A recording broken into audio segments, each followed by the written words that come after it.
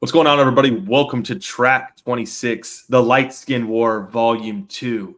I'm your host, The Rook, and I'm joined by the Analyst, and we're bringing it to you straight, Shatter the Script, every Wednesday. And boy, is today a good day. Today is a fantastic day. And why is that, Ryan? Why are we in a great mood today? Well, that's an easy answer, Jared. We're smoking on that Eagles pack again. That's correct. The bird killer loaded his shotgun up and took him down in Dallas. So that's right. He loaded up his bird shot and he started firing some rounds, two touchdowns for Dak Prescott, which we'll get into later in the episode per usual. We're going to have our track ranking segment, our top 3 Christmas movies lined up for you guys. Shatter the Script to start it off. Moving into the the Analyst's 2-minute drill with some gameplay analysis, and of course all the rest of the fixings. So we're in for a good one, and we're excited for this December because we've got some great ball left to play for the Dallas Cowboys. But without further ado, let's get into the Shatter the Script segment, brought to you by us, the TRAK podcast. So let's get it. This is the Dak Prescott commercial from Twitter. As a professional quarterback, I get a lot of shit. Indecisiveness in the red zone. Most overrated quarterback. You got more turnovers than a bake sale! And I get it. When you're not a fan of something, shitting on it can make you feel good. But what if I told you that now it can do some good too? Let me show you how.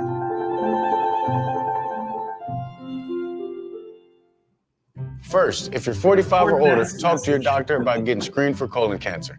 Then, if you're prescribed a home screening kit like this, grab the sample collection container and place a sticker of something you want to shit on right on the underside. Not a fan of marine life? Slap it on. Have issues with old-timey prospectors? Boom. It works with anything from colors to large American predatory birds. Then, follow the instructions on collecting and shipping your sample. Here we go! And in about 2 weeks, you'll have the results. It's that easy to get screened for colon cancer and make your feelings abundantly clear. So talk to your doctor today. Home screening kits like Cologuard are for people 45 or older at average risk, not for high-risk people like Dak. Dak actually wouldn't use a home test kit, but he's so committed to preventing people from getting colon cancer that he agreed to star in this video we wrote for him without any concern for his safety. I definitely deserve that. Visit leadfrombehind.org to get more information and some stickers we made. There you go. Fantastic video there from Dak Prescott and co, including Ryan Reynolds, I guess. I did not think was going to be in this video. But yeah, I mean, what's funny about this Shatter the Script clip is, one, this isn't such an impressive commercial. I mean, he basically said everything that we would have said, because sounds like an ESPN segment. It's like, yeah, you want to shit on somebody? Well, guess what? You know, you can put your name right on this thing and you can shit on whoever you want to make yourself feel better. And I tell you who would love that sort of material on that product. And I'm not saying that he should have whatever's in the commercial. I'm just saying this product in general for shitting is Shady McCoy and Joy Taylor. Those are 2 great candidates to slap a sticker of Dak Prescott on the bottom of it and just shit on it. So this is an impressive commercial. What were your thoughts on this commercial? my first thought wasn't it ironic that he said even large American predatory birds and slapped an eagle on there? Oh, and yeah. then he went out and did what he had to do against the Eagles, and then the dolphin in there as well. So, but it's a perfect commercial for Dak because he's like, you know, he's the number one. He always gets shit on. So it's just a perfect commercial to start Dak in, and it was perfectly timed with this week as well. So yeah.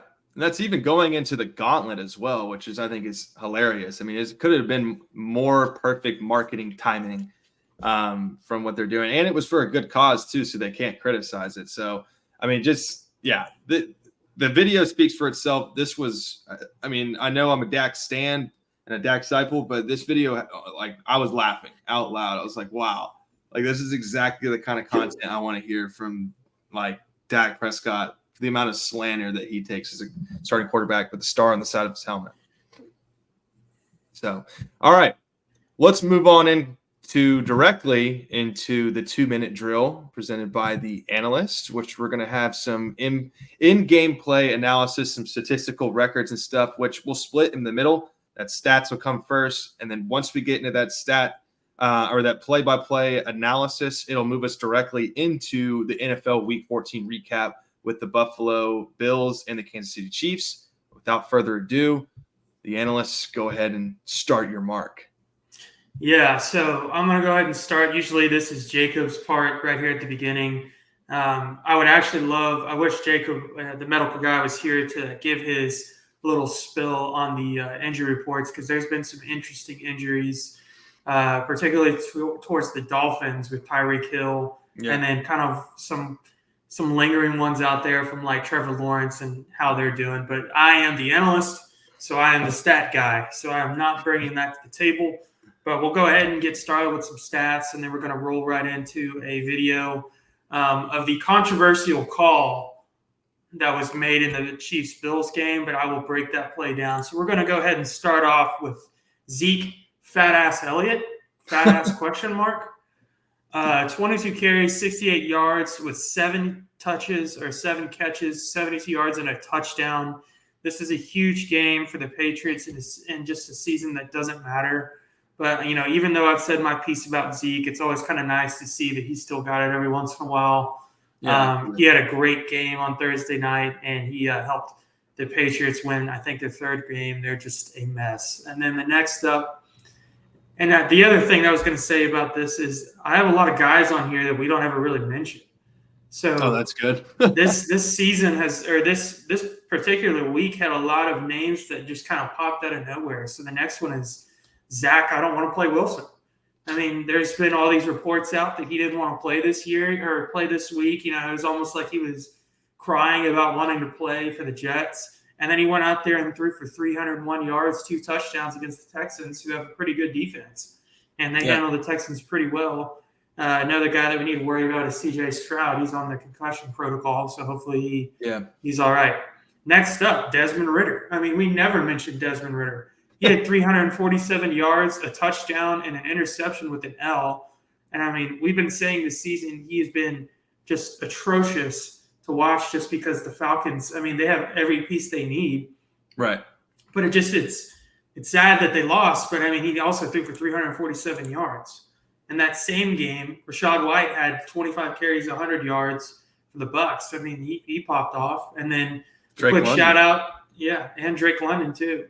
A quick shout out to a Sam Houston State grad. I actually have my hoodie on right now. That's just coincidence. Zion McCollum led the Bucs in tackles. He was a former teammate of mine. He was a dog at Sam Houston, a lockdown corner. He had 2 PBUs as well. Next, I have Cincinnati Bengals quarterback Jake Browning. He has had some very strong outings in the last couple of weeks, and he is keeping that Bengals playoff hope alive right now. 275 yards, 2 touchdowns, and an interception. I mean, last week he had like 3-something against the Jags, and they won that game, and he looked like an all-star. So, I mean, he's been playing pretty good. And the next thing I have on here is the Rams-Ravens game. We will not be recapping this game, but I got to tell you, there were some major numbers in this game, like Lamar Jackson. We can touch on it if we need to. Absolutely. I mean, it was a good game. It was a good game. This game went into overtime. Pretty sure the Rams won, or the Ravens won 37-31. But Lamar had 316 passing yards, 3 touchdowns, an interception, and 70 yards on the ground. OBJ making a name for himself again, 4 receptions, 97 yards, and a touchdown. And then on the other side of the ball, you had Kyron Williams, 25 carries, 114 yards. Stafford had 294 with 3 touchdowns. Kupp finally coming alive. I know a lot of fantasy managers, including me, have been waiting for this moment, and it's already too late because the playoffs are here, and I missed it. 8 receptions, 115 yards, and a touchdown.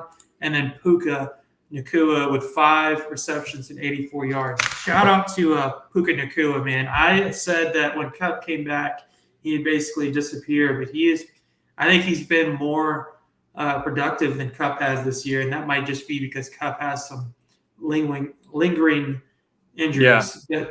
Now we will move into the video of the week, or as I'm going to start calling it, the All-22 Film Room with the analysts. So, I'm going to add this to the stage here. Let me see. Jared, can you see that playing? Yeah, we can see it. It's all good. Yep. All righty. So here you go. This is the controversial call, but we're going to go ahead and break down the play for you. So Chiefs come out in a bunch set. You got 3 receivers to the left, 1 up top. It's 12 personnel, so you can see that inside bunch guy is actually another tight end. You got Kelsey on the far side, and then you've got KaDarius Toney, this is the call. Clearly offsides. There's no question about that. But what I wanted to point out here is Bills are in man down front with a wide open A gap. As you can see, there is nobody lined up in the A. So right away, Patrick Mahomes, being a pretty dang good quarterback, notices that and says, hey, guys, we've got a bunch of guys on the left side of the line here. We got 2 guys on the right taking up the outside shade of the tackle and the guard. There's going to be somebody coming right down the A gap, probably this linebacker that you can see is already moving straight to the line of scrimmage. So Creed Humphrey, being one of the best centers in the NFL, in my opinion, he's young, but he's really good. He's going to call and I'm going to click play and stop. You can see that guy's coming up the A gap. So what they do is they call slide left and man-to-man on the right, and they identify that blitzer as Mike. So what they did was that running back is going to pick up that blitzer, and the line's going to slide left. Right. To start the play. And you get a nice little check on Von Miller from the tight end, and that's going to allow Kelsey to catch this thing over the middle. And with all that blocking, they pick it up perfect time. They give Mahomes plenty of time to throw this ball. And now this is where I'm not sure what this is. I don't know if this is designed or what that is, but I mean, that's a crazy call. I don't know if Kelsey meant to do that or if that was a part of the play. But this play was completely negated because, I mean, you can see from where they just circled right there that he is across the line of scrimmage. His helmet is essentially on the ball, which means his foot is offsides. I mean, to me, this has to be called, and especially in like a game like this. They've been saying for a while that, you know, this call's been coming up more and more throughout the season. Yeah. Or the last couple seasons. But, I mean, this has to be called. You know, I get Mahomes through his little pity party, but you have to call that. But anyway, we'll watch that play one more time, watch it all come together in live. You'll watch that line slide, get the check. You'll watch the running back pick him up, and then Kelsey's running free over the middle. So it was a great play design by Andy Reid and co. And you could see Kelsey's wide open.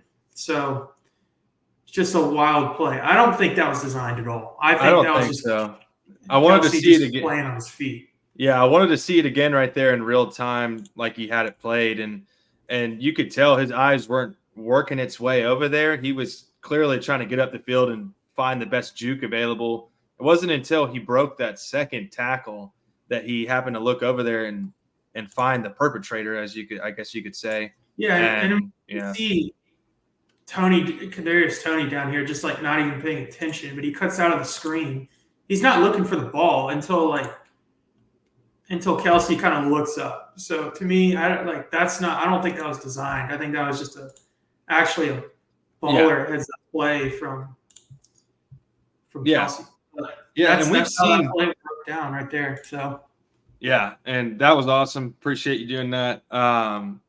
It's always nice hearing the offensive line, assignments as well, and being able to read where pressure is generating from. So that was awesome. But, to get into this recap, we'll transition into the Week 14 recap with, of course, the Bills winning 20-17 versus the Chiefs. I just wanted to say this isn't the first time we've seen something like this from Travis Kelce, but the last one looked extremely intentional. This one looked like Taylor Swift's in the stands, and I'm going to impress my girlfriend that's here and chunk this bitch to the left side. But if it doesn't work, who knows what's going to happen to Travis Kelce after the game. But, yeah, I mean, I'll let you take over on the recap as well because I know you're covering this one. But like I said, Buffalo escapes with the victory because of this penalty, 20-17. Yeah, and the couple notes I have on this game is there is a lot of outside noise before this game. I mean, you had Von Miller being able to play or not play. You had Sean McDermott using hijackers from 9/11 in a pregame speech. And then you had the playoff implications that came into this game. You know, Bills got to keep winning to stay alive. Chiefs got to stay in the hunt for the first seed. You know, and then there's the classic Allen versus Mahomes that everybody's been talking about. But that's kind of where this starts is like, if you remember the championship game between these two a couple of years ago, you know, this is almost exactly how this game played out. Both quarterbacks are playing really good.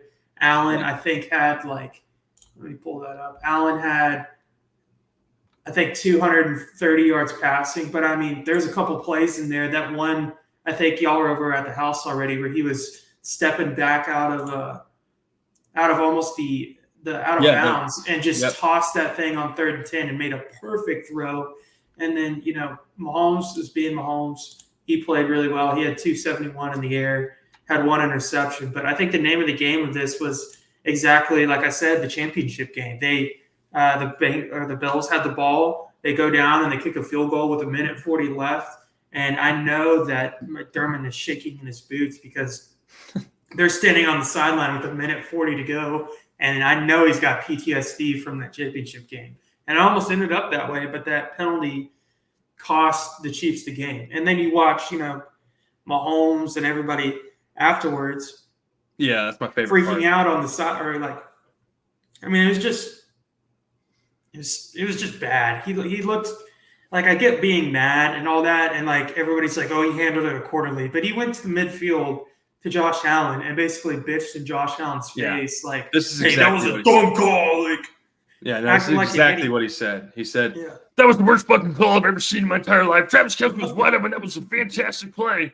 But it's fucking bullshit. I mean, when is this stuff going to stop me for the NFL and for my kids? Yeah. It's like, okay, Mahomes, do you know how many times I've watched the game where Mahomes have like walked over the ref, you know, in his little petty walk? He's always walked and jogged like, what the hell? You're freaking weirdo. So, you know, he's had a lot of calls go his way. But I mean, like I said earlier while we were recapping that play, that was clearly offsides. His helmet's over the line. His foot is over the ball. Like, if you're a line judge and you're looking at that, you have to call that. So, like, that's the name of the game. If you're down it's kind of like if the Eagles were down on a tush push.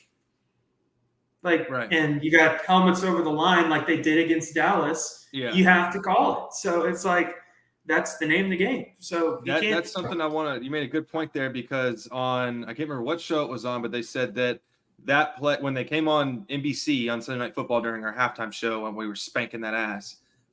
They brought in the expert or whatever and was like, this play actually offsides has actually been called like 11 times in comparison to 2 times before.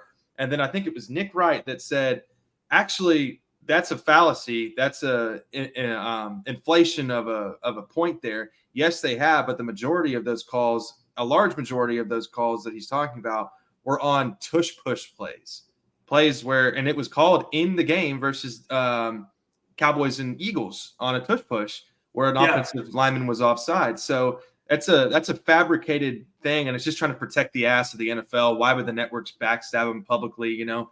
But seeing this game and the way it goes, I mean, Twitter came prepared. When Mahomes was yapping about all this crap, they have an entire thread out there in case any of you people are – and we're not Mahomes haters. We said on pod number 1, me and the Rook and the Kid said, debate with the closet door if you don't think Mahomes is the best in the NFL. And I still believe that. I'm just saying there's an entire thread of like 48 plays from, I think, this year alone that's on Twitter somewhere of every call that bailed out Patrick Mahomes.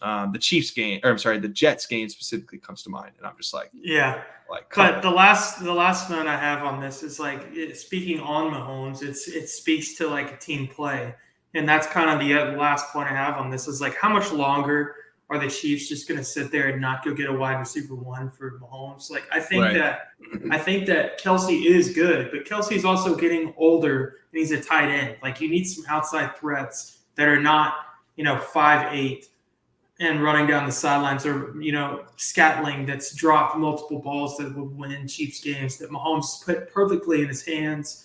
And then, they've had some shit calls like, that should have been a PI against the Packers last week on that deep ball from Mahomes. That was a great throw. But, Toney's cost them a couple games with some drops, and now this offsides penalty. Scotling's cost them a couple games with him dropping the ball. I mean, I think they still lead the league in drops right now. And it's like, Kelsey can't do it all. Like, Kelsey's a great tight end, like I said, but, he's a tight end. He's 33 years old. Yes. So, I mean, he was contemplating retirement this past offseason, or at least there were some reports out there about him being like, I saw a quote from him this year that was like, hey, like my body hurts from, I think he said 10 surgeries he's had. So, it's getting to the point now for him where it's like, he's probably starting to think about retirement. So, I don't know. Lucky for the Chiefs, though, there is a lot of opportunity to go get a receiver in the offseason. You've got a lot of receivers that are coming up on contract years that are either, a little bit older, that are still good, like Devontae Adams and or like T. Higgins, who's going to come up on a contract. And, they're going to have to pay Jamar Chase over T. Higgins. So, yeah, absolutely. That's the name I was going to highlight. We'll move on into the Jaguars versus the Browns game. This was kind of a big one in the AFC especially for seeding. But the Browns came out of this game 31-27. And man, I got to tell you, I was kind of asking myself, is Flacco the perfect veteran replacement for the Browns? And, after the game that I saw this past Sunday, yeah, I think he's perfect. I mean, you give a guy with an outstanding defense like the Cleveland Browns, you just put a comprehensible, veteran in there to just get the balls in the hands of your playmakers. Good things are going to happen. And Joe Flacco isn't unaccustomed to this either. He won a Super Bowl, like we all know, with as the MVP of that Super Bowl, with a dominating defense and him just doing enough. Doing his part on offense, not turning over the football, being efficient, getting the balls to your playmakers and whatnot.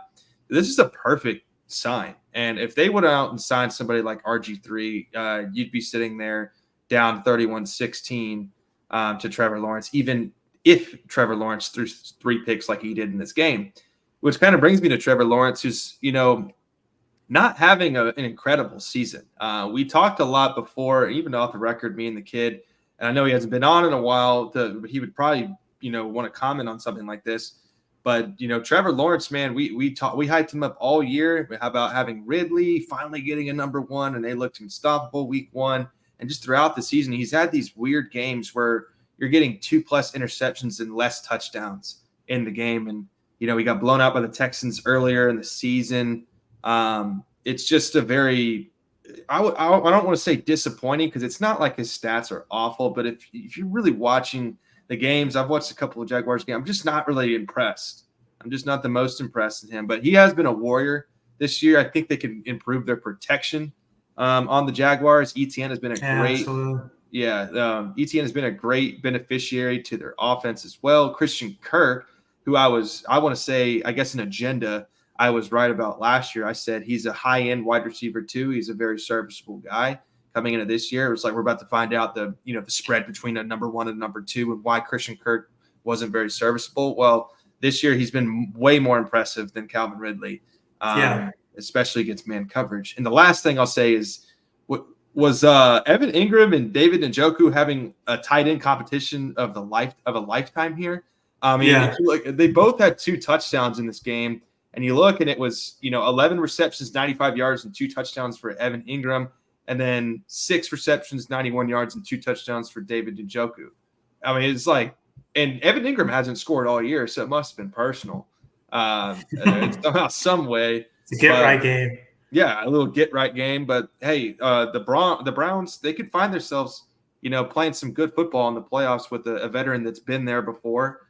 And I'm excited to see what they can do. And, what looks good on paper is Amari Cooper had 14 targets. So, great win. Yeah, the only 2 notes I had for this game is, one, I think you're a little bit right on Trevor Lawrence. I think he needs more protection. He's got the weapons, but I'll also give him the pass on this game because I think he was still dealing with that ankle. So That was one of the things I had. And then number 2, I had the tight end off. Yeah, that was crazy. I saw a stat that there was 20-something touchdowns scored this week by tight ends, and that's like the most in this season, I think, this season and like in the last 5 years. So yeah, but Evan Ingram's a great tight end. He was pretty good on the Giants too. They just had to get rid of him because of basically the rebuild they went through. But because their quarterback wasn't doing a good job getting Evan Ingram the ball is what it appears to be the issue over there. Just like Darren Waller, he couldn't get Darren Waller the ball either. And Tommy DeVito's 3-1 as the starting quarterback over there for the New York Giants when Daniel Jones is 1-5. But the other thing I was going to say is I think you're right with the Browns. I think they have a good chance in the playoffs. One, because the AFC is filled with injured quarterbacks now. Yeah. But their defense is just rock solid. Their defense is really good. Yeah, no, it's incredible. All right, next game. We have was it Seattle versus San Francisco, right? Or is it the other? No, it's Bears. Chicago. Bears Lions. Yeah, so Bears 28, Lions 13. This is an interesting game right here. Granted, it is divisional. They're both in the NFC North. But the name of the game here, Jared Goff and the Lions struggled against the Bears defense. I mean, what in the world?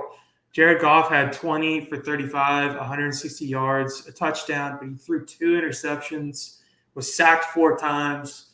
Lions only went 6 of 15 on 3rd downs, 3 total turnovers, Goff's 2 picks, like I mentioned, and then a fumble from Graham Glasgow. I don't even know who that is. But I think the other thing for the Lions, and this will, as we go down, you'll kind of see where I'm going with this, and Jared already knows, but the Lions defense is a problem. I mean, they are not good. They are not a good defense. They played pretty good defense in the beginning of the year, but these last couple, like 4, 5, 6 games, they've been getting absolutely shredded by teams that they just have no business getting shredded by. I mean, they let the Saints score like 28 points on them. The Saints, we've been talking about the Saints all year and how bad that offense has just been not being able to click. But the Bears have not been able to get much going through the season. And it just, like I said, it seems like whoever the Lions play right now is just cooking. So, I mean, the Bears, who have been notorious for horrible offense, had 340 yards of offense with no turnovers and own time of possession. Yeah. So they had the ball longer. They converted more 3rd downs. They had 340 yards against a team that's 9-3. Well, now I think 9-4. So fraud alert. Now that's where I'm going with this. Fraud alert. I do think the Lions are frauds. I do. I said earlier this year that they have the easiest schedule of all the top teams in the NFC. When we were talking about a couple podcasts ago, we were talking about we were running through who we thought the NFC leaders would be. I literally said on the podcast that the Lions have the easiest schedule and they're going to be one of the top seeds in the NFL. Yeah. Or in the NFC.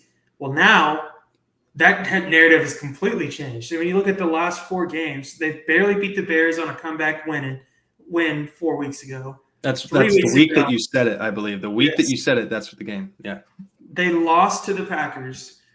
They got way up on the Saints in the first quarter. They scored 21 points in the first quarter and then lost that lead and almost blew the game. And then now they've just lost to the Bears. So you're looking at 4 teams there. Arguably, I think the Packers are kind of heating up. But you're looking at 4 teams there that, like, the Lions should have just gone in and taken care of business and left. Yeah. So. Yeah, no doubt. And I will say that, if like you said, it was the easiest schedule out there. And on paper, it looked like they were just going to run through it. And, of course, Thanksgiving came around and those games you mentioned. But if they won the games they were supposed to win, they'd be probably 11-2 right now with the number 1 seed in the NFC. Yeah.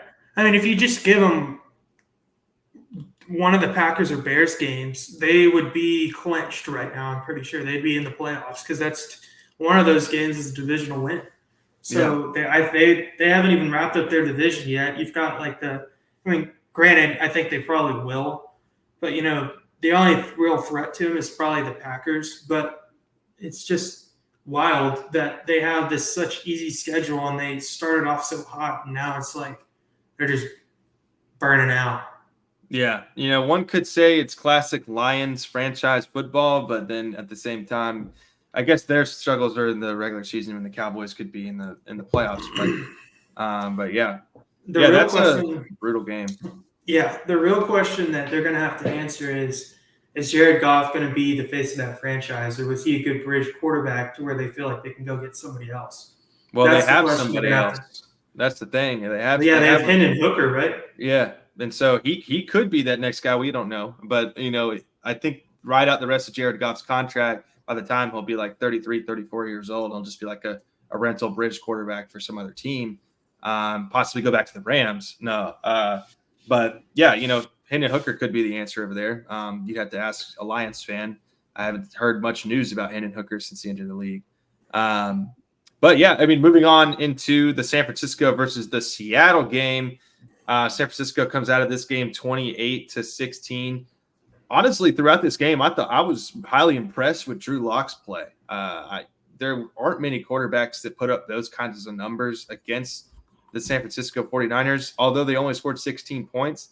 I mean, he came out that first half kind of firing. I mean, why not? I mean, you haven't played in a while. The narrative against you is that you haven't written back yet, and he comes back in here and, he puts on a great show, at least, to keep it close with San Francisco. And, I kind of fizzled out in the second half, though. Yeah, I mean, completely stalled in the second half. And I think that was just kind of like your typical halftime adjustments to the quarterback you didn't really prepare for, because Drew Lock had his first practice on Friday, leading into the Sunday's game. So we really didn't have much time to game plan. You're probably game planning for Geno Smith.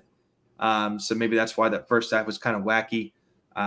But, I will say, going into this game, Deebo Samuel shattered the script, if you will, on, his ability to make plays down the field. And this is the first time in 4 seasons we've been able to see it. But he did a fantastic job. He had a fantastic game. And since he's came back from his injuries, I think he's averaging over 15 or 16, PPR points a game. And he's won some playoff berth spots in fantasy football. And I tell you what, you want to say him or Trent Williams, either of them missing, causing the woes for Brock Purdy. I would have to argue it's probably closer to Deebo. I don't know why, but when he's in that game, you have fresh legs as a running back and a utility player, and you have a threat at the line of scrimmage that can get you 25 plus yards just by catching it at the line, and that's a great valuable asset to have. He's just a hidden weapon, and with everything they've got between Ayuk, Kittle, and McCaffrey, I mean, somebody's going to have to guard Deebo, and it's kind of like a pick your poison. So yeah, exactly. And every 49ers player has their own role that they do completely different than the other role of the other players next to him. I mean, Kittle has his deal where he's blocking down as that 6-down lineman, chipping, and then finding, that option route in the middle of the field. And, Ayuk's that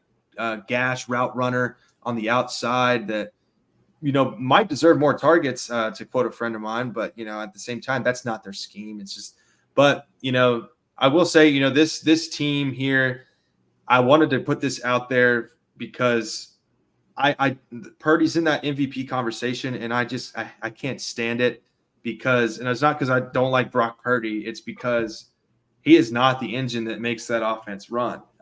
It has always been interchangeable with whoever you put at quarterback, that they're going to win games when they're healthy because they have an arsenal of an Armageddon type of roster where it's just like doomsday when you walk in.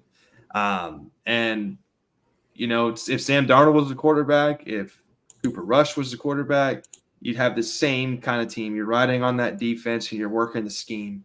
And I think that's credit to Kyle Shanahan. It always has. I feel like I sound like a broken record talking about that sort of stuff. But for them to say, I don't care what they say about Brock Purdy. I've watched his games, and I know where he's throwing the ball. I know what his passing charts look like, regardless of, those sporadic outbursts that are in there. You're like, well, what about this? We're like, well, the majority of the time he's throwing at the line of scrimmage. The engine of that offense is Christian McCaffrey, and the engine of the team is that defense, in my opinion. So, yeah, I mean, great win for 49ers. This is what we expected. We weren't shocked, but just because it has major playoff implications and that Seattle has dropped every single game of its gauntlet so far, leading into a Philadelphia game Philadelphia is pissed off. they could very well end up missing the playoffs. So we'll see. But all right, well, that wraps up our NFL Week 14 recap. We're going to move into our track ranking of the week with our top 3 Christmas movies. Of course, you got number 3 at gold, 2 your platinum, and your highest rank is your diamond. And we'll start with the analysts, and we'll just interchange through each category as we move on. But yeah, top 3 Christmas movies for your ranking of the week. What's your gold ranking? All right. Well, I always include an honorable mention just because I always feel like it's necessary. That's fine. But my honorable mention is the Rudolph the Red-Nosed Reindeer movie from Old ass 1965. And then you can put like the Slash, any of those old movies. I mean, when you grew up, we were all watching these type of movies on the Hallmark Channel always.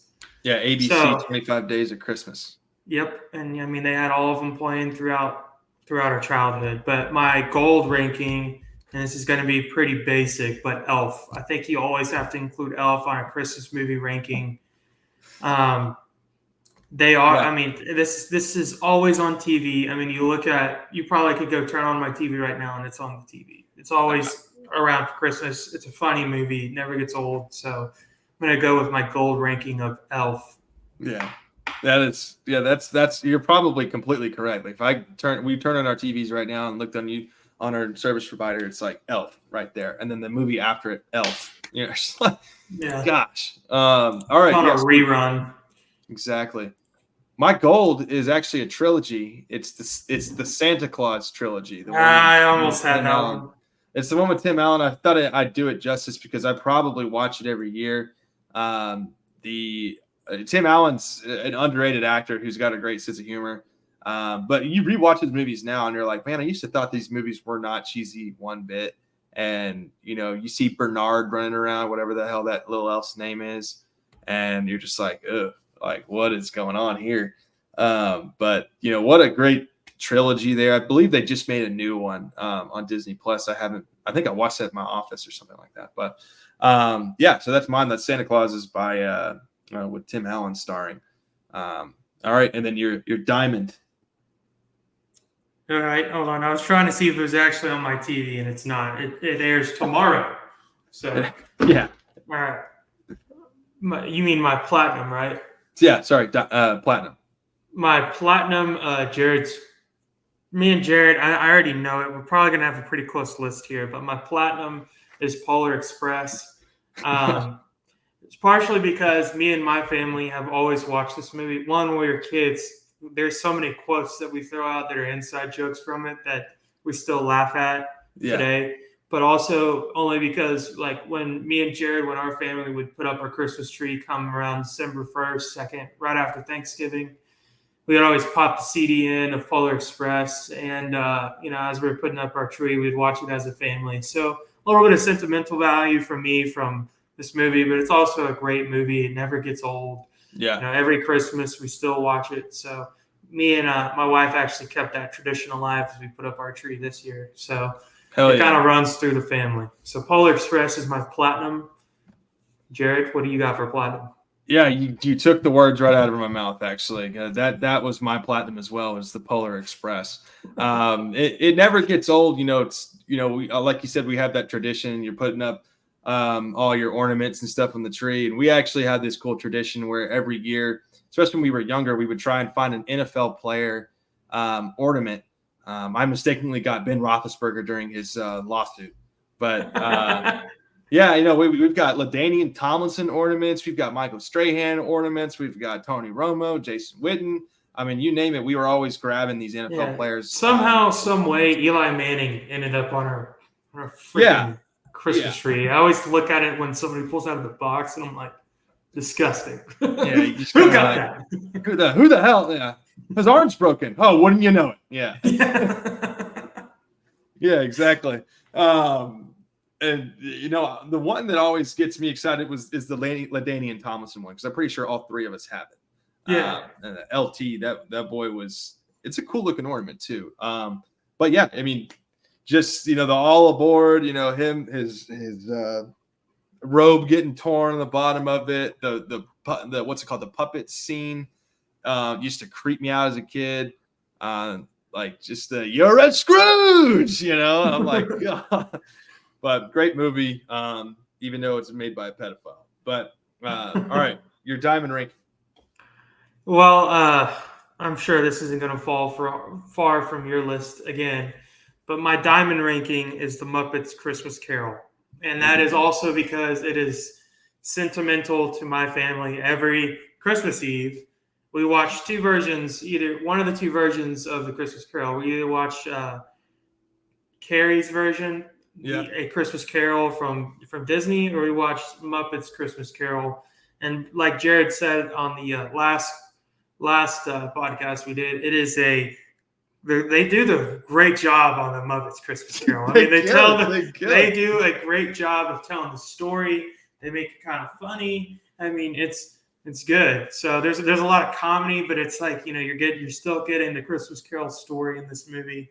And like Jared said, they make a hell of a production on the musical too. I mean, it's well done. It's very well done. So yeah, and Bob Cratchit. I mean, you got to. Where's Kermit's Oscar? That's what I want to know. I mean, that dude killed it as Bob Cratchit. You know, I was very proud of Kermit in that movie. He did a fantastic job. Mine is actually the Jim Carrey's version of the Christmas Carol as my diamond, just because we quote from that movie more than probably any other Christmas movie, and it's because of Jim Carrey. I mean, that dude plays the role perfectly. And I think Tiny Tim always gets me because, you know, I want to make fun of the little bastard so bad, just walking down that street. And he's like, the monster down there is called like crumpets and blah, blah. And he's like, you're just like, yeah, whatever, kid, sit down. And, you know, you're going to eat this poor ass meal that we got for Bob. Bob Cratchit's been working 80 hours a week, and you're here bitching about we can't get bread or not. 8 hours a week at the accounting job with no call. With no call. And he's freezing his ass off. And then just Jim Carrey, like we always the jokes we always make where we bugger it. So it's a fantastic movie. But I cannot leave this ranking without the vibranium ranking. And my vibranium ranking is the Muppets Christmas Carol. It's in there. Just there's love is in the air. You know, just that Kermit's performance in there needs an Oscar, like I was mentioning before. And it's a beautiful story. Charles Dickens does a great job. And I couldn't be more excited for Christmas coming up to turn that on with a nice whiskey drink around the fire and being around family. You know, God, family, and football. That's what we care about. And the Muppets, for fuck's sake. But, so excellent rankings there. And let's move into our predictions. Well, hold on. I almost put in Die Hard because everybody argues that's not a Christmas movie, but that is a Christmas movie. And in fact, it is a great movie. So Die Hard is. I almost put that in there as a joke. Yeah, I almost did that just to make this controversial statement. So thank you. Is that your vibranium? No, it's not better than the Muppets Christmas Carol. Like I said, hell of a production. Hell of a production. Deserves an Oscar. Okay. Week 15 predictions. Let's start off with our first one, which is going to be sorry, I'm all over the place. It was our Sunday night football game, the Ravens versus the Jaguars. Obviously, the Ravens are 10-3, and the Jaguars just came off that L, going 8-5. Jaguars are hungry. Let's start off with the analyst. What is your prediction for this game? I'll make mine short and sweet. I think the Jags are going to struggle against the Ravens defense. I think the Ravens have one of, if not the best defense in the league. And kind of what Jared was talking about earlier about Trevor Lawrence, he's had some struggles. And I'm just not sure if he's healthy right now. And that's not good for any quarterback, but especially the Jaguars in a tight playoff race with the Texans. Luckily, the Texans lost as well last week to the Jets. So, I mean, it's still neck and neck. And you kind of have the Colts in the back of their heads as well. So this is almost like a must-win for the Jags. But I'm afraid they're not going to get it done. The Jags defense has been shaky So I think Lamar has another really good game, and I think the final score is I'm going to say 31-21 Ravens. I think Jags will find a way to score a little bit, but the Ravens are gonna manhandle them. So I'm gonna go Ravens 31, Jags 21. Yeah, and I think this Jaguars team struggles when ETN can't get anything going on the ground, and you're facing a Ravens defense who has done a phenomenal job protecting the run outside of the Rams last week with Kyron Williams. But, he did that on 25 carries, and, we'll see if they want to give ETN that much attention. We're not sure how healthy Trevor Lawrence is going to be for this game. I'm assuming he'll be much better than he was this week, but going into this game, I think the Ravens come out of this one as victors. And the last thing that the Ravens want to do is drop this game, because I believe they're playing San Francisco the weekend after the following week.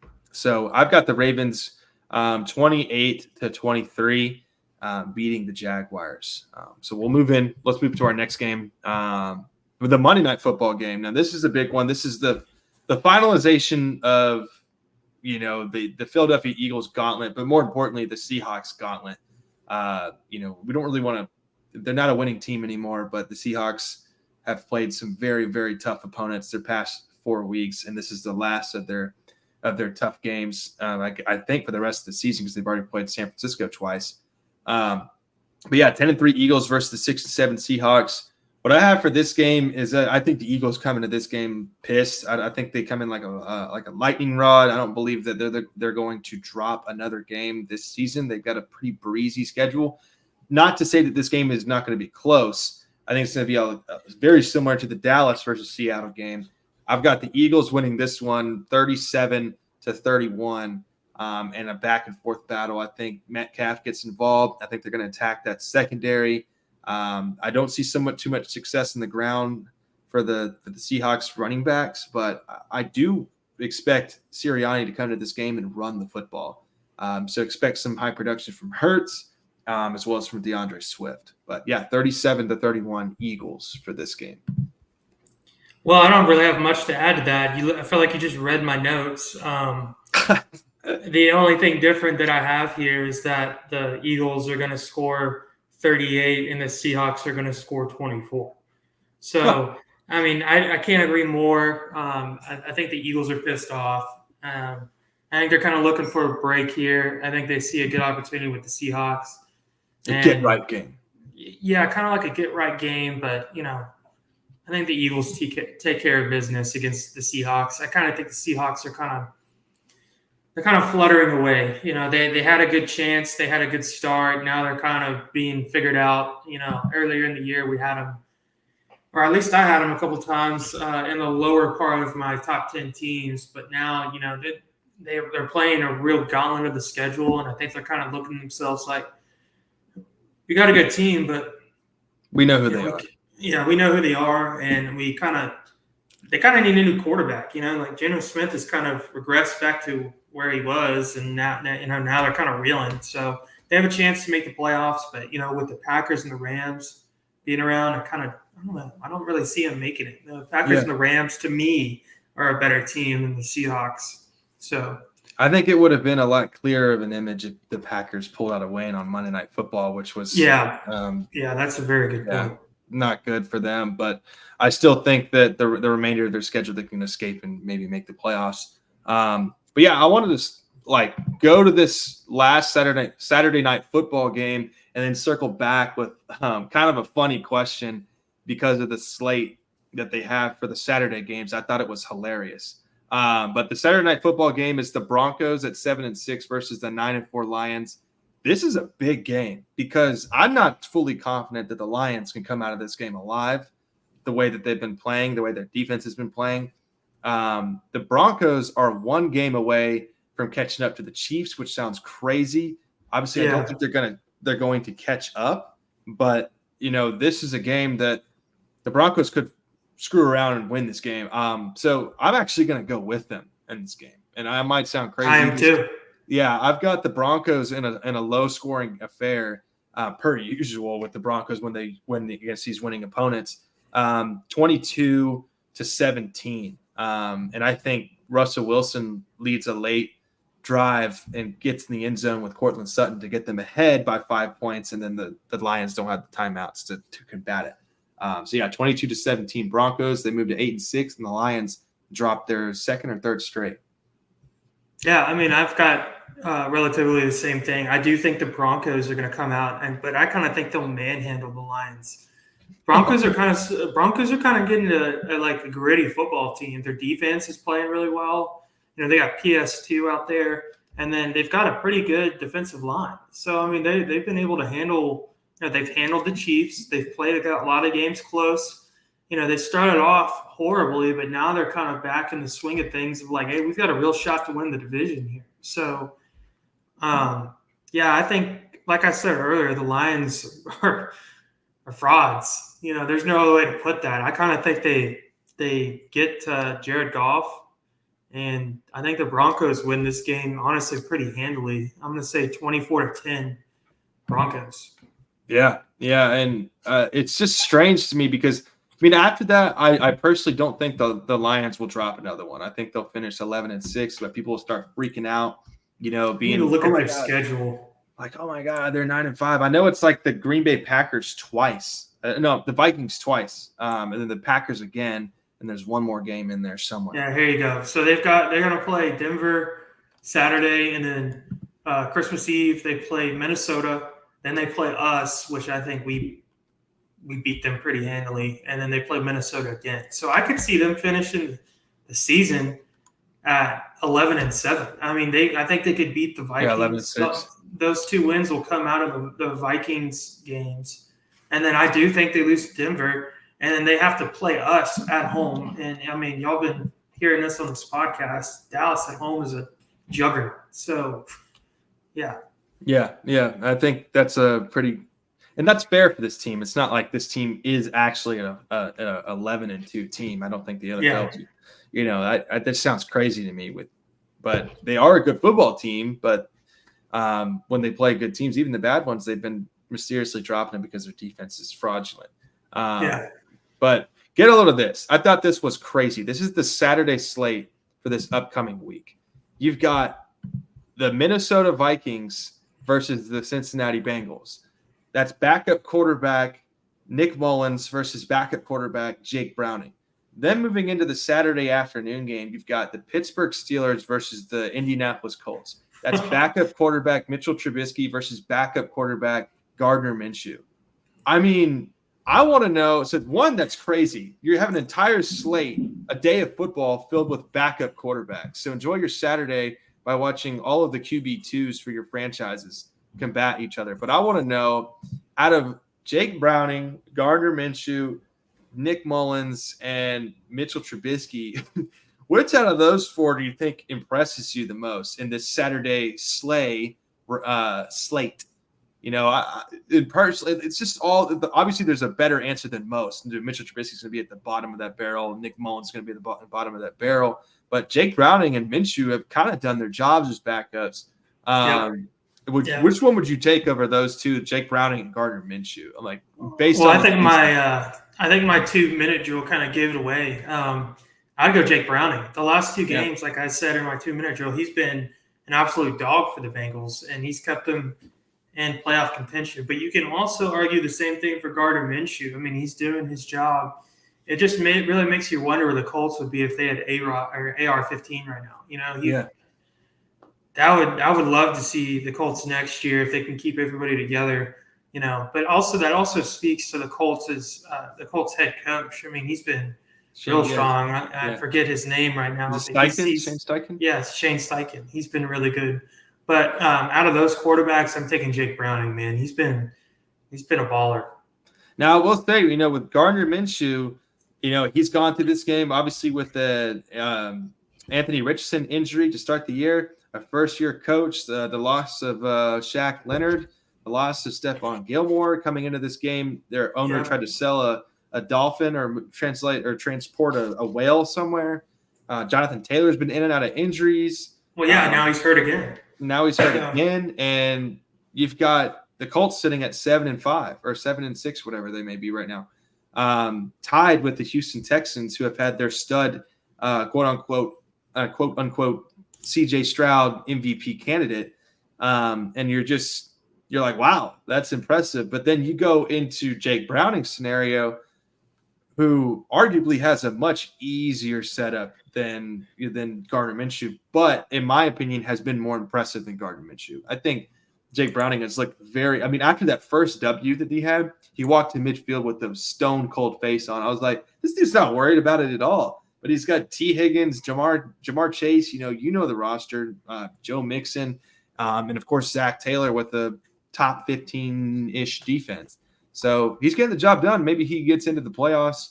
I don't think the Steelers have any momentum right now, but I really don't give a shit about any of those game predictions. But I just wanted to highlight the entire day is filled with backup quarterbacks, which I think. Here, get this: the Colts are 7-6. They're 2-4 at home, 5-2 away, and they have a negative 16-point differential. And they've beaten the Ravens. They beat the Ravens. And on top of that, this AFC playoff picture is a mess. Is an absolute mess. From third seed, which is you have a third, fourth, and fifth seed, which is the Chiefs, Jags, and the Browns at 8-5. And then every single one underneath that, the Bills are 7-6. This is going from 11 out of 16 teams. The Bills are 7-6. The Bengals are 7-6. The Broncos are 7-6. The Texans are 7-6. The Colts are 7-6. The Steelers are 7-6. So you have 5 or 6 teams that are all in an absolute battle just to make the playoffs right now. Yeah, and I believe on the other side of things, you've got in the NFC, you got a bunch of teams that are 6-7. And let me look at that right quick because. Let me see. Division, NFC. Yeah. We've got Green Bay at 6-7. You've got Tampa Bay, Atlanta, and New Orleans at 6-7. Los Angeles and Seattle at 6-7. So you have 1, 2, 3, 5, 6 teams at 6-7. It's a tight race, but yeah. It's a wild. I mean, the wild card spots, and what's nice is they extended it, a couple of years ago. The wild card spots are they're in a race. I mean, for both sides. So yeah, and I will admit, the NFC is a lot shittier of a 6th and 7th seed for sure. I mean, like that, Those teams are pretty dog water. But all right, moving on into the main part of the podcast, and that is your Sunday Night Football Tracking the Boys recap here. Sunday Night Football on NBC. We got the Dallas Cowboys winning this game 33 to the Philadelphia Eagles 13 at AT&T Stadium. Sweet victory. Smoking that a beautiful game. Beautiful game. A masterpiece from Dak Prescott, and even more of a masterpiece by the Dallas Cowboys defense. And we'll touch into those offensive and defensive recaps. I'll begin us off with the offensive recap because what I like to do is, I don't want to steal every point, but I try and find the ones that that might be might be blooming, but maybe not noticeable. That flower underneath the bigger flower. I'm going to say that, but I might say something extremely obvious. But in my recap for this offense production is, I think it was a perfectly schemed first half from the play callers. Schottenheimer, Dak, McCarthy did a fantastic job in that first half. They controlled the time of possession. They established the ground game early on. It looked fantastic with the combination of Dowdle and Tony Pollard. Tony Pollard was getting outside the box. Dowdle was that gash back up the middle, getting 12 carries in this game, which is kind of exactly the area that I wanted him in. And then they converted in the red zone. That was all in the first half. And then Ferguson was involved. And again, this baby Kelsey agenda, I'm glazing over it right now because he told somebody, I think before the game, that he was going to hurdle a player.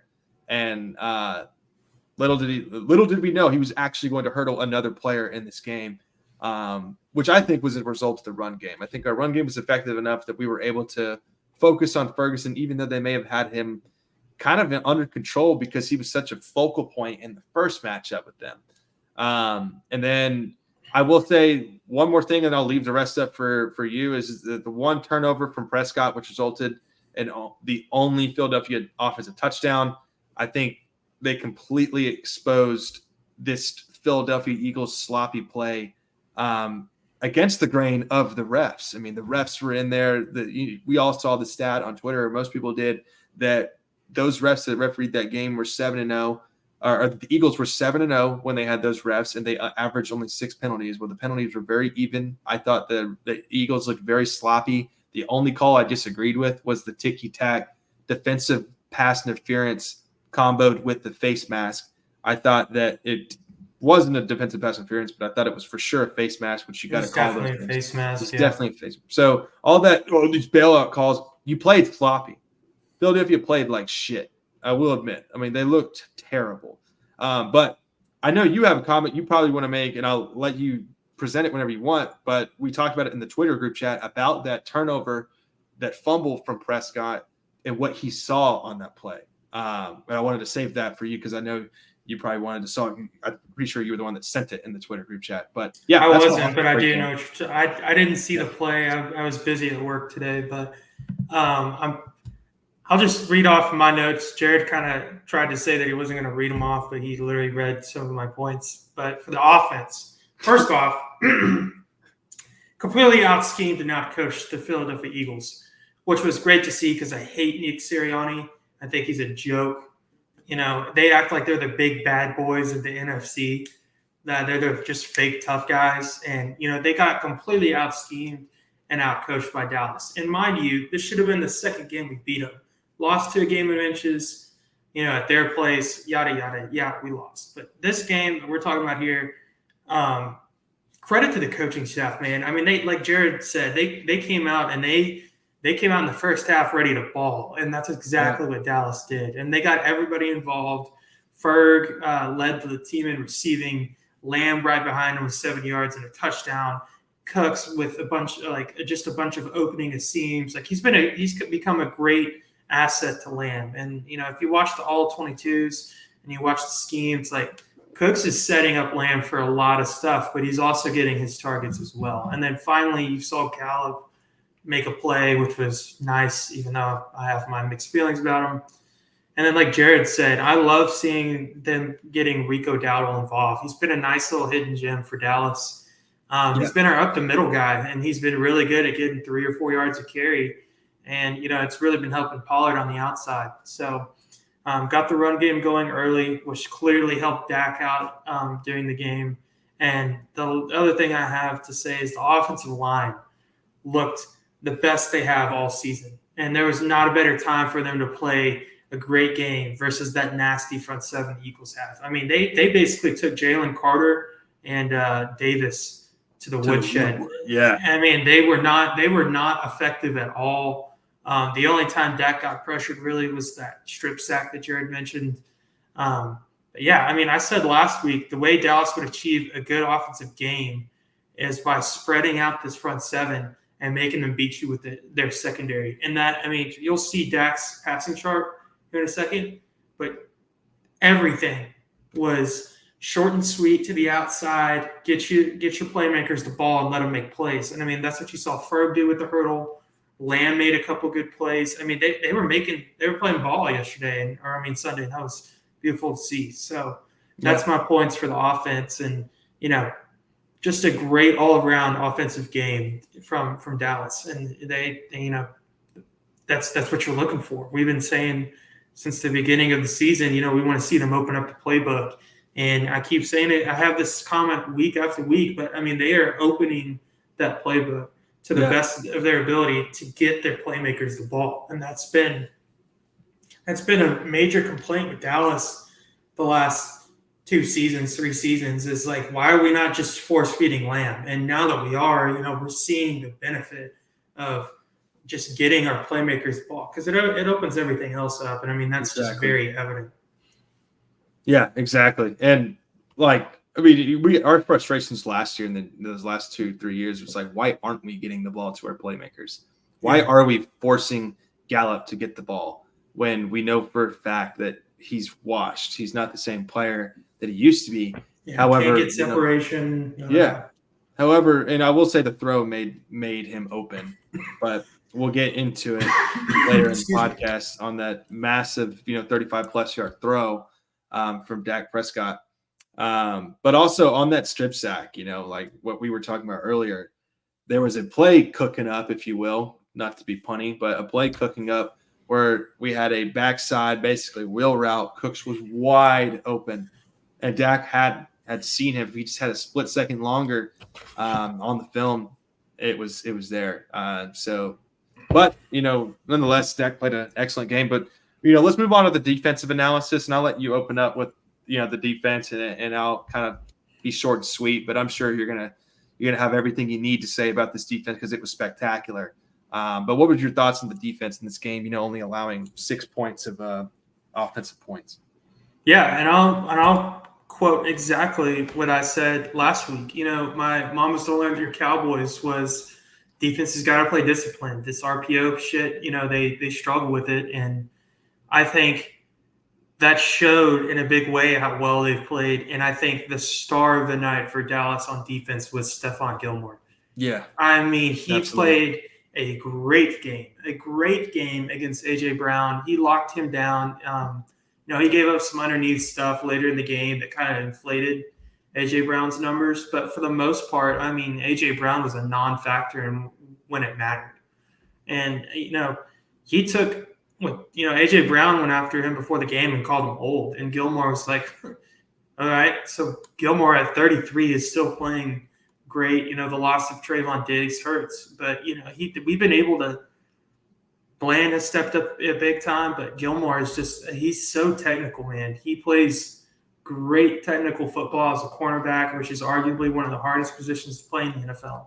And he locked down A.J. Brown. He looked really good. So I was really concerned on how the defense is going to play. But like I said, they needed to play disciplined, and it really showed up.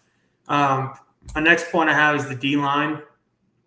Not a lot of stats to show, but the D-line was there all night. In the run game, Osa Odighizuwa had a lot of very, really, really good pressures and, really disrupted the run game. And then Micah Parsons, per usual, man, he's an animal. So, bullying Lane Johnson. Yes. The next thing I have, the turnovers are back. 3 fumbles on the Eagles side, and they were like forceful fumbles too. One from Devontae Smith. I'm pretty sure it was Malik Hooker or Donovan Wilson. I can't remember. They got their hand in there and punched that ball out, making the tackle, and that basically sealed the game right there. So, like I said, Dallas is going to have to play disciplined football, and they were, they kind of got in their groove and they were ball hawking. So that's great to see from Dallas, and that's, they're going to have to do it again. I think they play Sunday at 3 against the Bills, and it's going to be a tough one. But if the defense can play like that and just play complementary football, man, that just makes Dallas so hard unbeatable. It's hard to beat, man. They when the defense is clicking, they look like a totally different football team. So all good points. And that's basically what I had. I mean, no offensive touchdowns. I mean, that's impressive. No matter, that's a very hard game to lose, especially with the offensive arsenal that we come to every Sunday with Dak Prescott behind the helm, being that engine. And like you mentioned, the 3 turnovers forced in plus territory. And it was their 3 studs: A.J. Brown, Devontae, and Hurts, and limiting to DeAndre Swift to 11 carries for 39 yards. I mean, shit, sucked for my fantasy team, but whatever. Like, I'm down with it. Once the game starts, screw your fantasy team and screw your parlays. Cowboys dub. That's my philosophy. But yeah, I was very impressed that the sack that Parsons had in this game was against Lane Johnson, and he pile drived him into Jalen Hurts, and then went through Lane Johnson and tackled Jalen Hurts. I mean, I was like, wow, like this is stuff that doesn't get talked about, because all game long you could see him forcing pressure. Lane Johnson was even false starting in multiple plays, and it drives me insane because nobody does it as obvious as him. I think the Eagles get away with a lot of in between the lines start stuff or kind of stuff, and we got out of this game with just 1 tush push, and I can live with that. I can live with 1 harmless 3rd and 1 tush push, and then you get out of there alive. But yeah, like you mentioned, Stephon Gilmore, absolutely defensive player of the game. He played incredible. That fourth down stop was unbelievable. Especially it was in zero coverage, man down. The run after the catch was limited, and then of course he was chirping at AJ all night, and he was backing it up. So we'll move on into our Dak on track segment here, and that wraps up our coverage of the recap of last week.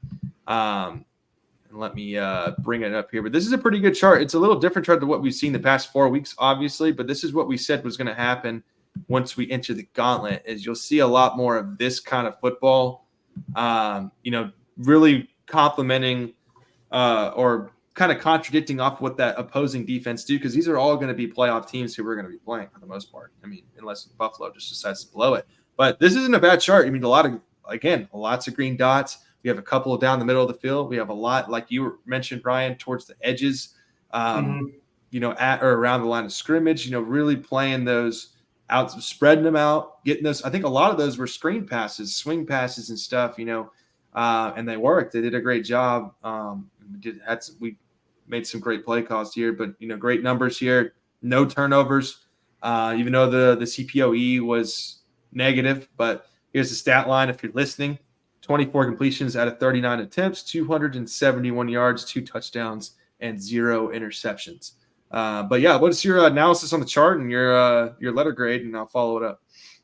Yeah, I mean, it's kind of what I was saying earlier about, how Dallas schemed this game is exactly what I said. They had to spread out that front seven, and the way they did that is that's why there's so many at the line of scrimmage, is they were getting their playmakers the ball and saying, hey, make the defensive backs beat you. And that's how people have been beating the Eagles. I mean, if you look at how the 49ers did it, Deebo had a crazy game. Well, like we mentioned, a lot of those were close or behind the line of scrimmage. So, Dak, that's why Dak's passing chart looks like this, and then he has a couple deep bombs in there. But, in terms of letter grade, I have to give him an A+. I mean, he took care of business at home. And in a divisional game, he couldn't have played any better. Besides the strip sack where he was trying to look for that deep ball, he couldn't have played any better. Third down, he was, like I've been saying, third down king. He is just a great quarterback on third down. And it really showed this game too. So very solid performance from Dak. Yeah, and I want to compliment your confidence in Dak, because obviously we were all together watching this game at your house, which thank you for hosting. We made some incredible wings on the Traeger. But, we're sitting there, and every third down, you look directly at me like that Shrek meme and smiled. And you're like, what the hell you worried for? Like, I'm telling you. Don't you know who he is? And he is the third down king. And absolutely. And I wish I had as high as a grade as you. But mine's a little bit lower. It's an A-. And it's honestly because after I looked at the chart, I was like, I wish I could have seen a little bit more. But really, this isn't a bad grade at all. I like to put a number on things. I like a 92.9. That's the way I envisioned it. When I thought of his play, I said 92.9 overall, like a little quarterback grade there from myself, from the Rook. The reason for that is, he played an incredible first half, but the offense stalled in the second half, and it started to worry me. But when it counted, Dak made the plays. He avoided the pressure. He utilized his weapons and committed 0 turnovers, through the air, besides that one fumble, which was just pretty unfortunate, honestly. I really didn't think it was a fumble. We haven't seen a Dak Prescott fumble in a long time. Yeah, it's kind of the point I made to the Leo Nazis. I've been saying he's in the last 7 games. If you go look at his stats, he's 28 touchdowns and 3 turnovers. So yeah, and I had people tell me I'm just not really impressed with what he's with that stat line, because with his arsenal, I was like, what? What? I had somebody tell me that 15 other quarterbacks could do what he's doing. I said, you're telling me 15 other quarterbacks can throw 28 touchdowns and 3 picks? Yeah, there's only one guy that comes to mind that I can think of that finished a season like that, and that was Aaron Rodgers. It was Aaron Rodgers with that 40-4 season he had a couple years ago. That's exactly what I thought. Same offense, Was it the same coach? I don't know if it was. I can't remember that. That was in that shady area where I think they got rid of McCarthy, or that was the last year with McCarthy. I can't remember. Yeah. So, and my favorite part about this, and this will conclude the Dak on Track segment, and we'll move on to the Rooks looks. Is that we went into this game, into the gauntlet, and people said, "Oh, y'all better be ready. Y'all about to play some real teams now, because all we've seen y'all play is some scrubs." And we were like, we're going home. We should have beat the Eagles the first time. We beat the brakes off of them so bad that people are calling the Eagles frauds and that they weren't worth the time. And of course, the Dallas Cowboys would beat them. You want to talk about shattering a script? My God. Yeah. Y'all were begging us that Jalen Hurts was the MVP of the league and that they were like that. And we walked in there, should have beat them the first time. And y'all said, well, if ifs and buts were honey nuts, we'd all have a Merry Christmas. And we said, we told you so in this game. And they didn't even move the football on us. I was like, really? Now we went from the gauntlet to, of course, y'all would beat the Eagles at home. They're frauds. They're not as good as they say they are. They've been playing poor all year, which we've said. And then y'all are going to move and play a struggling Buffalo Bills team. You're going to beat them. They're 7-7. And then you're going to move into the Miami game, and they're going to say the Miami team was frauds this entire time. What are you talking about? And then you're going to go into the Detroit game, and they're going to say they're frauds. Like, everybody we beat, we will never get the benefit of the doubt. I guarantee you that. I guarantee you that the gauntlet, once it's over, will no longer be the gauntlet to the mainstream media. And best believe right here on the Track podcast, we'll be shattering that script every freaking week. But that's ridiculous. It's just a classic approach for people that are Dallas haters. It's like when the moment that we beat a bad team, you say, "Oh, there's a bunch of scrubs," and then the minute we beat, the team that's 10-2, they're no longer good. So, I mean, I think the Eagles are a good football team. They're having their struggles. They're not as good as they were last year, but they are, in fact, 10-2. They're a contender. So, yes, they're an absolute contender. All right, well, let's move into the Rooks looks, and then we'll finish it off with our Cowboys at Bills predictions. All right, so let's go with our Week 14 recap to start this one off. I had a pretty decent week, but I had to take one off because he wasn't able to play. It was Taysom Hill. He was questionable throughout the week, but he didn't practice, so he didn't make my Rooks looks for that Sunday. But regardless, I told everybody to start Rashee Rice, Kansas City wide receiver versus Buffalo. He ended up having 18.20 PPR points, 7 receptions, 72 yards, and a touchdown. He did have a fumble loss, though, but a good game from him. I told everybody to sit DK Metcalf, Seattle wide receiver versus the 49ers. He got bullied last time by Chardavius Ward. He only had 2 catches on 5 targets for 52 yards and a touchdown, but he had that touchdown, which, jolted his points up to 13.2 PPR, which is usually what his projection averages. So I put him in a gray area there. And then I told everybody to sit Calvin Ridley, the Jacksonville wide receiver versus Cleveland. I didn't think this one made much sense with the banged up Trevor Lawrence, like we mentioned earlier, but 9.30 PPR points, 4 out of 13 targets, 53 yards. So the volume was there, but this is not the first time that he's had 10 plus targets and they weren't able to connect on at least 50% of those targets.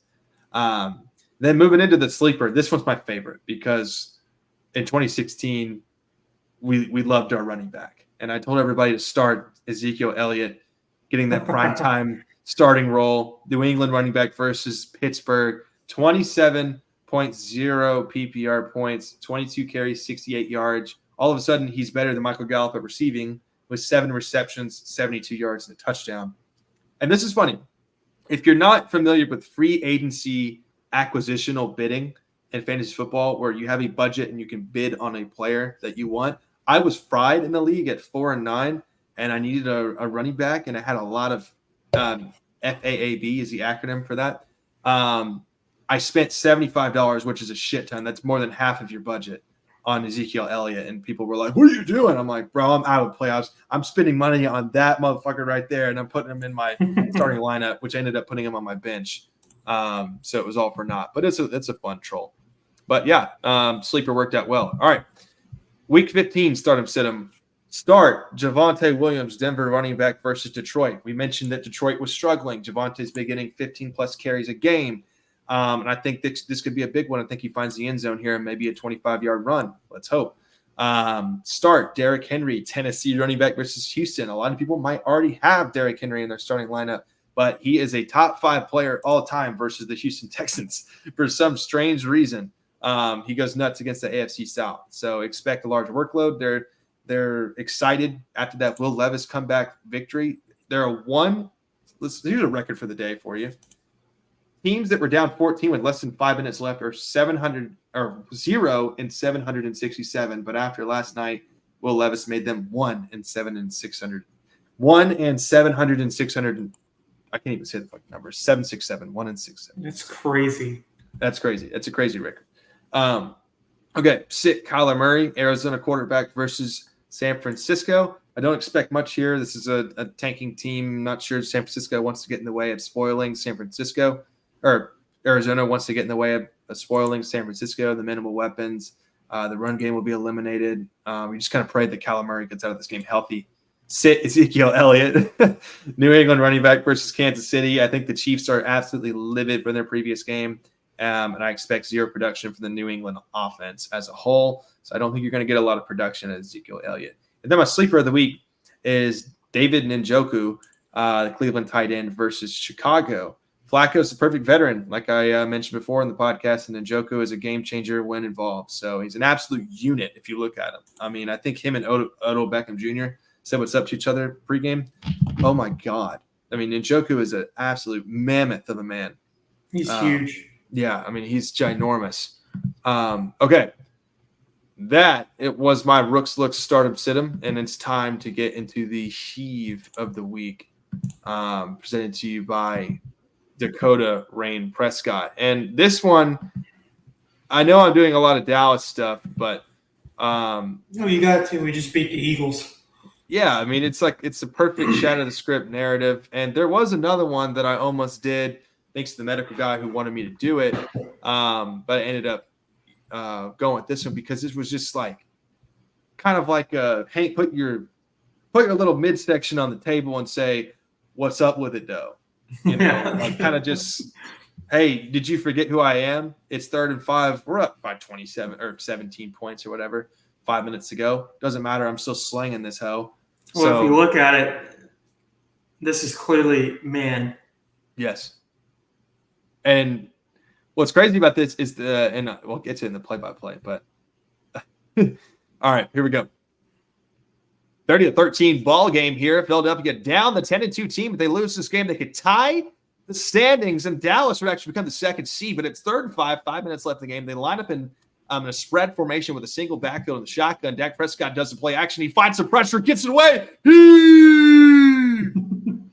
And a great catch by the lone gun, Michael Gallup, as he mentioned there in the podcast. But Michael Gallup with the toe-tapping grab, Dak Prescott with the incredible throw. The throw was what made him open, and that was an incredible 35-foot bomb there.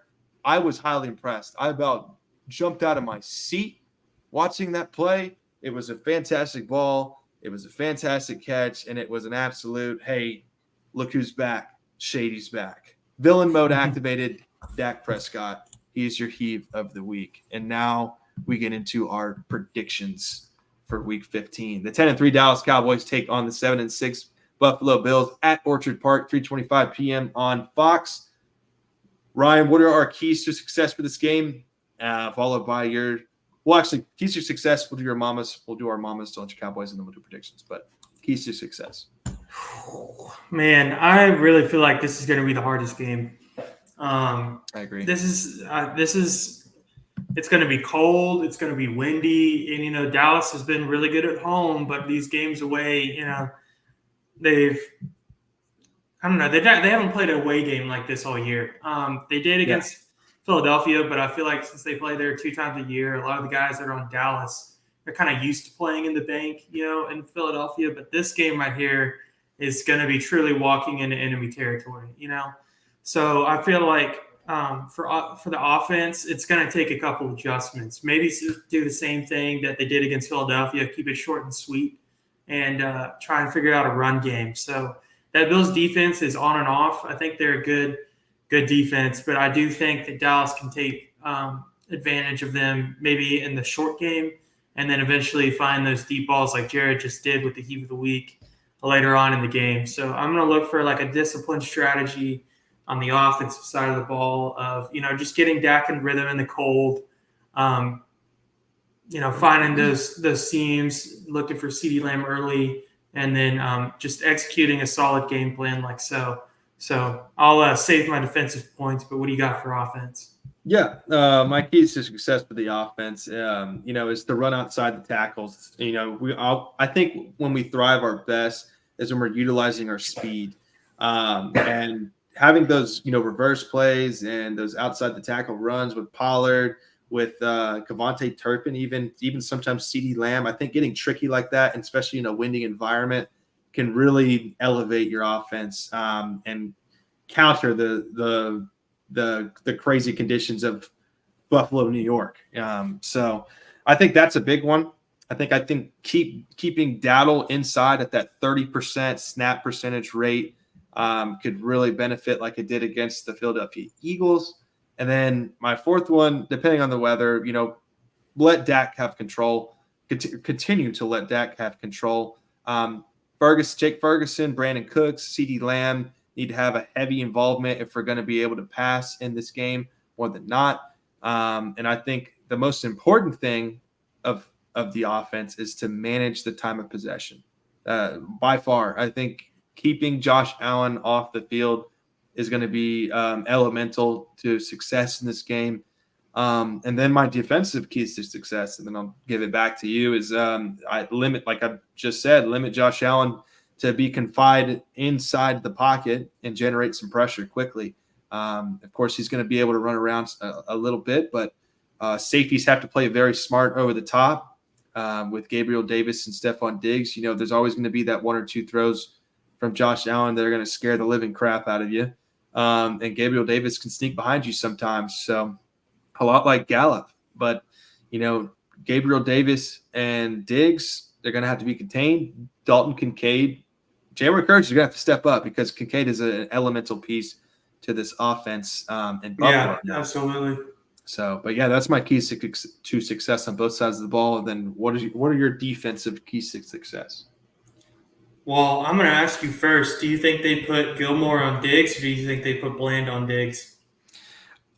Honestly, I think after the game that Gilmore just had, I think it'd be more smart to put Gilmore on Diggs. However, I really don't think they're going to care either way. I think both are going to be following not following. I think both are going to be alternating, and they're just going to line up on one side of the field. They may look at the film and go, Josh Allen throws worse to the left than he does to the right, and then play it that way. Yeah. They could go advanced analytics there.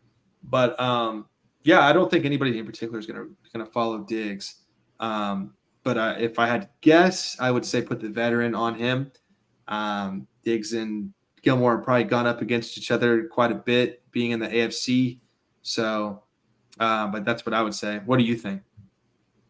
I think, that's kind of the point I was going to make, is I think they end up putting Gilmore on Diggs, maybe because Gilmore has seen him more.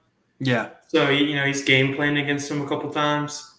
And then I think you're right. I don't think they're going to care that much if Bland ends up on him. But yeah, my keys are kind of the same as the Eagles game almost. It's like if we're going to win, they're going to have to play disciplined football in terms of keeping Allen in the pocket and creating pressure. I think that I don't think the Bills' offensive line is great. So I do think that you'll see Parsons kind of emerge in this game a little bit more. He's used to playing in the cold, being at Penn State. It's a good point. I do think that he will be a little bit more active in this game. I say more active. I mean, on the stat sheet, he's always nobody gives him credit, but he's always a baller, even when he doesn't get a sack. I mean, he's always like right in the quarterback's face every throw. So I think that's the key. I think defensively, they're gonna have to shut down Allen's legs, and that's the only thing that scares me. It's kind of like what I said. in week 1 when we played Daniel Jones, even though that never came to fruition. But sometimes that's how Dallas gets beat is we pin our hair back and start rushing the quarterback, and we get a little, I forgot the word. Like we don't have the ability to.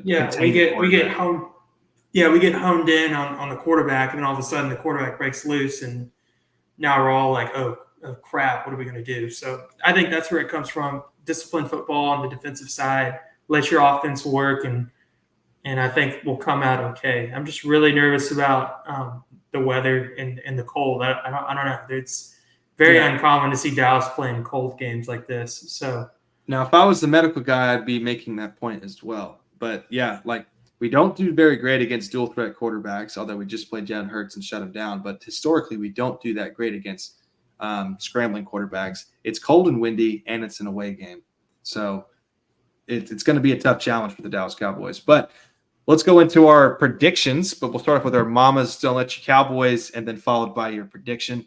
Actually, let's do this. Prediction followed up with your Mamas Don't Let You Cowboys. That's probably the easiest way to do it, which is what we've been doing all along. Well, I'm going to do it the other way because mine leads into my prediction. Go ahead. All right. Well, mine is Mama. That's exactly what I've been saying. Mamas don't let your Cowboys get affected by the cold weather. So, everything I just said is my prediction. I'm a little nervous about it, but I will say I do think this is going to be a close game. I'm very kind of back and forth on it. I'm not entirely sure, but I do see Dallas winning this game like 24-21. We have the exact same Mamas Don't Let You Cowboys. I'm not even going to kid. Mine was Mamas Don't Let You Cowboys be babies about the weather. Like, go in there and handle your business. Don't be that soft team. It doesn't matter if it's rain, sleet, or snow. Like Mike Parsons said, we're ready to go. Season, rain, sleet, or snow, we coming. We I was like, okay, like that'll get you hyped. But yeah, that, and then I think another one would be Mamas Don't Let You Cowboys let Josh Allen cook with his legs. But if the Cowboys go in there and they do their job, they limit turnovers, they handle time of possession, controlling the clock, the defense does its thing, playing the way they're supposed to. I think this is a scrappy one, but the Dallas Cowboys would win this game 23-19. The Bills are always in that weird score margin, so that's why I put 19 there. You never know how they're going to get their points. But yeah, the weather is always in question. Injuries may impact the Cowboys negatively with the loss of Jonathan Hankins for a couple weeks, but Dak plays his best ball when the Cowboys, or if Dak plays his best ball, the Cowboys secure a close one away. All right. Well, let's wrap this podcast up with our records of the week, and then I'll shout out some of our socials, and we'll move on into the rest of the week as we get closer into Christmas. But here we go. TRAK records of the week. This is from inspiring tunes to compelling statistics. It's worth putting on the record. And I actually – and I'm going to wait till you do yours, so I hope I don't pick the same one as you. I have like a second one that I literally just thought about, but it's perfect for the time of year. But the one I have is Brandon Aubrey. He is 30 of 30 on field goals so far this year. So, yeah, Sunday night, Brandon Aubrey was 4 out of 4 on field goals, making it from 60 yards, 59 yards, 50, and 45. And he's 30 out of 30 on the season in his first year in the NFL. It's truly remarkable. Brandon Aubrey, you're my record of the week. And I'll let you do yours. But if it's the same one as the one I'm thinking, which it very well could be since we seem to have been thinking just alike in this podcast, I'll obviously hold it off. But what is your TRAK record of the week? Well, to add to yours, it's so nice to have a kicker on Dallas again that is actually like you don't have to sit there and be like, he's going to miss this 25-yard field goal. I still have the PTSD, but yeah, you can actually go take a piss and come back, and it's 3 points added. Yeah. So my record of the week, I kind of busted it earlier, and I always kind of pick one as we go through the podcast, but I think it's Dak's last 7 games with the 28 to whatever I said, 28 to 2 intercept. Basically, since the 49ers game, Dak has thrown 1 billion touchdowns and like 2 picks. So I think that I think the commercial that we showed at the beginning of this perfectly wraps up my record of the week. It's like, yeah, like keep talking shit. Like I remember what everybody said about the 10 interceptions. Like, all right, yeah, I got you. All right, fine. Like I'll show you. So yeah, we've been talking about it. I love to see him in villain mode, and he's taken that to a whole different level this year. So that's my record of the week, and it goes right in line with how we started the podcast. So. Oh yeah, here we go. All right, we're gonna share this one because I know you're gonna agree. But this is I want to put this one on the record for sure. Oh, that was cool. I never even tried that before. Is Cody Johnson's Christmas performance with the country music? I can't wait for that. I heard "I'll Be Home for Christmas" kind of like tune-up or whatever, the little snippet part of it, and he's got the mic or whatever and going after it, and I was like, dang, bro, this is I'm still listening to it. I listened to it on the way to work and on the way back, but he does a phenomenal job again, going to do these award shows and performing for them and all this kind of stuff, and like you always say, and getting nominated for all these awards and not winning a thing, and it's very annoying because he's by far the best vocalist and performer probably in real pure country music to this day. Yeah. To add to that, I saw a freaking post on Facebook or something. Somebody called him mainstream country, and I about lost it. I was like, what? Yeah, he would kill you if he heard that. Probably. Yeah. Me or mine. I was like, mainstream country to me is like Morgan Wallen. I'm just kidding, Morgan Wallen and like Luke Bryan and stuff. I'm like, you got an actual cowboy out there that's making. Like if you go listen to his new album, it's legitimate country music. Yeah, you might have to simmer down there. Your wife's going to pop into the podcast episode. What the hell you say about Morgan Wallen? Yeah. But yeah, I mean Morgan Wallen's great too. But yeah, he's definitely mainstream. But yeah, I figured that's a good one to share. That is. He plays well for all of you podcast listeners. He'll be playing tomorrow, December 13th on CMAs. He's doing like a Christmas special. I will be tuning in. I'm going to have to as well. I want to make it feel more like Christmas around this new crib. Okay. So, and I should always be saying this at the beginning of the podcast, but this was track 26 to Lightskin War Volume 2. If you are a first-time listener and you made it all the way to the end, be sure to download, subscribe, follow, do everything in between, whatever platform you listen on from Apple Podcasts to Spotify to YouTube. It's a damn iHeartRadio. If you find us on there, download, subscribe, follow. Maybe even turn on your notifications if you want to listen to some real Shattering the Script every week, every Wednesday. But we are happy to give it to you straight below. If you're watching, we have our Instagram and TikTok at trak.pod, Twitter/X. We've got the TRAK pod. The link tree is in all of our bios on Instagram, Twitter, and all the rest of the socials. You can find us on Apple Podcasts, Spotify, and YouTube primarily. So tune in for another Shatter the Script next Wednesday, and we'll get closer to Christmas, and then we'll communicate on how we're going to handle our schedule for Christmas. So Merry Christmas to everybody. Go watch some of his Christmas Carol with your family. Tune into the Cody Johnson Show, and go Cowboys. How about them Cowboys? Let's go. Big game Sunday. How about them Eagles? Ugh.